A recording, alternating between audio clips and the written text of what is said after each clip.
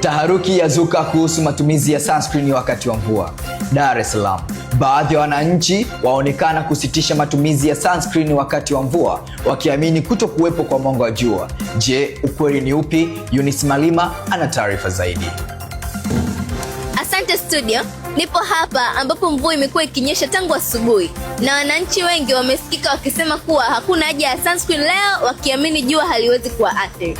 Hata hivyo, uchunguzi wetu umebaini kuwa miale ya UV bado ipo na inaweza ikapenya katika hali zote za mawingu na mvua. Baadhi yao wameonyesha kushangazwa. Tumsikilize mwananchi mmoja. Kwa kweli dada, nilikuwa sifahamu haya mambo. Lakini kuanzia leo I think nitakuwa napaka sunscreen hata siku za mvua kama hivi. Hata yani kama hapa nikirudi tu ofisini lazima nipake. Asante. Je, wataalamu wanalizungumzia vipi kuhusiana na swala hili? Matumizi ya sunscreen is not an option. Unatakiwa kutumia sunscreen hata wakati wa mvua kwa sababu miale ya jua iko siku zote.